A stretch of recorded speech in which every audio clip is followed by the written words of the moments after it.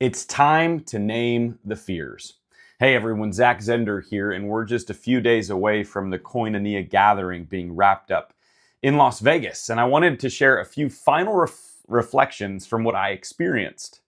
What struck me most wasn't just the differences in perspective, but what I describe as the fears underneath them.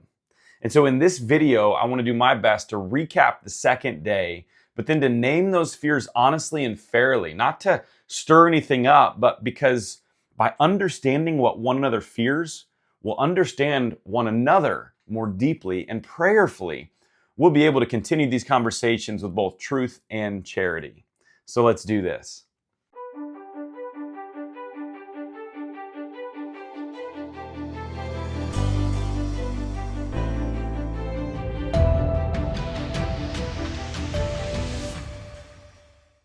So like the previous video, this isn't meant to be a play-by-play, but it's meant to bring you into the room to experience what we experienced.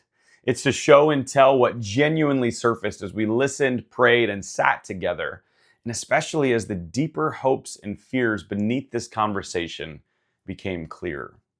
We began day 2 with a powerful devotion, one that set the tone for everything that followed. The focus was simple, biblical, and urgent, that we are called to reach more people for Jesus.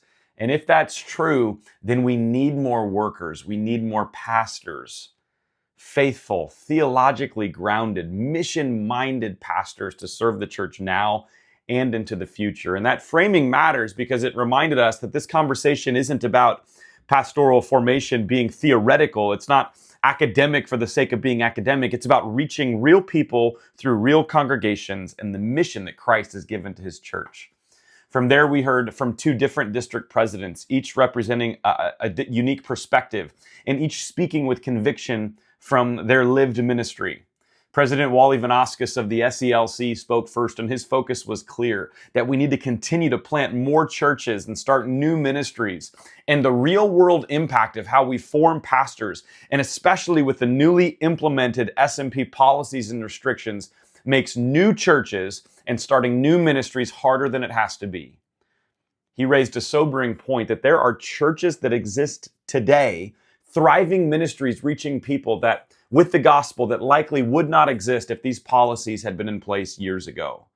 What I sensed in the room was a growing concern that the current SMP policies, as they now stand, may unintentionally make it harder for churches to plant, grow, and sustain new ministries, and that concern is worth listening to.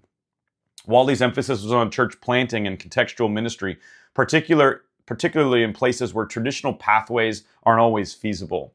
And beneath his words was a concern many leaders from larger and growing churches share, that limiting pathways or even holding them exactly as they are will not simply slow growth, but it will shrink our national and global influence for the sake of the gospel. Then Nathan Meter, president of the South Wisconsin District, spoke in support of the residential seminary model. And again, what stood out wasn't his position, but his heart behind it. He spoke passionately about the importance of pastors knowing how to rightly interpret Scripture, about the deep formation that comes from studying Greek and Hebrew, not merely as academic exercises, but as tools for faithful preaching and teaching.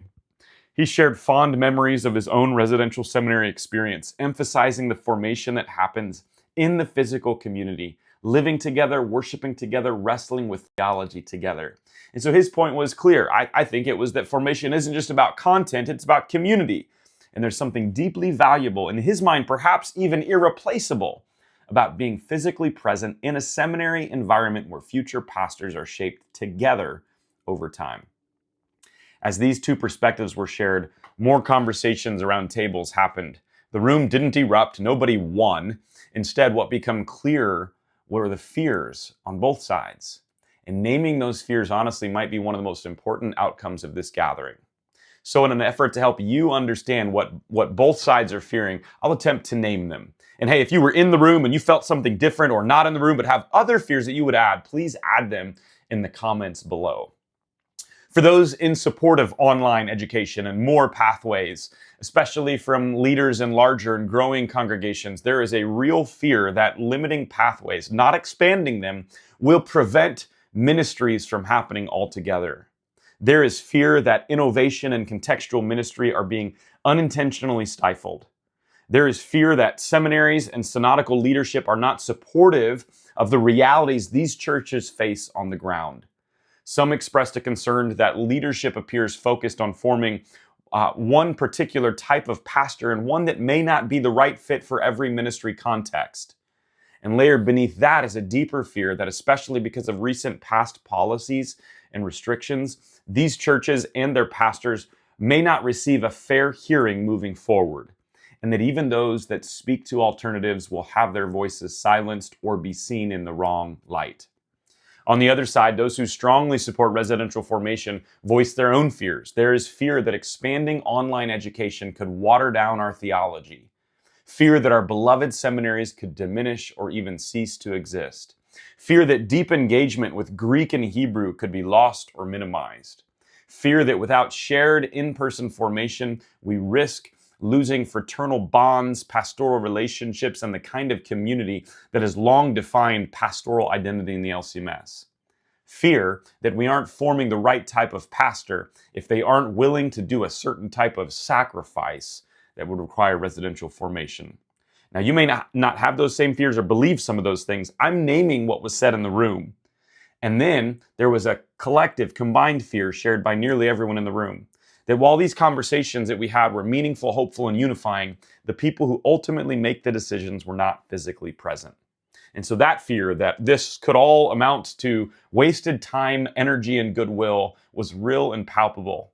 While the 120 in the room feel perhaps better about one another, and that's valuable, don't get me wrong, but did we have all these conversations, and do they actually matter? That's a fear that I share, and one that over time will be answered by what practices or changes will come. And yet, despite all of that, what I walked away with wasn't despair, it was hope. Because here's the thing, fear does not mean failure. Fear often reveals what we love the most. We fear losing faithful theology because we love the gospel. And so let's not water it down. We fear losing seminaries because we love formation. Let's continue to form pastors. We fear limiting pathways because we love mission. Let's keep reaching people for Jesus. We fear not being heard because we love the church. Let's have more conversations together with one another, not at one another. And let's remember the scripture that says perfect love casts out fear, not by ignoring it, but by naming it, bringing it into the light, trusting God together and talking. We are a people who believe. We believe that Christ is the head of his church. We believe that the word of God still works. We believe that the Holy Spirit is still at work. And the Apostle Paul writes this in Philippians 1 verse 6, that he who began a good work in you will bring it to completion at the day of Jesus Christ. That promise applies not just to individuals, but to the church. This gathering reminded me that unity does not require uniformity. It requires humility, listening, and of course, prayer, and a willingness to stay at the table, even when the conversation is hard. What I experienced over these 2 days felt far more like synod at its best than much of what we see online. It was fraternal, charitable, hopeful. And so my encouragement and my plea to you remains the same. Let's keep talking. Let's keep listening. Let's keep praying. Let's refuse to assume the worst about one another, because when we do, we bear witness not just to our church body, but to Jesus Christ himself. And that public witness matters. So thank you for continuing to pray for wisdom and unity in the future of pastoral formation in the Lutheran Church Missouri Synod. Hey, make sure you subscribe to this channel. Next week, I'll have another Voices of the LCMS video dropping, but I'm also doing something special. One of the things that I love to see every year in the church world is Carey Nieuwhof's annual church trends. And this year, I'm taking each one of his 7 trends and unpacking what that means for our church body, the LCMS. Plus, you'll hear in those videos something I'm working on with Carey and his team inside of his Art of Leadership Academy to go deeper, and it's all free. So hey, if these videos are a blessing to you or helpful, please do your part by subscribing, by sharing, by commenting. Blessings, and have a great week.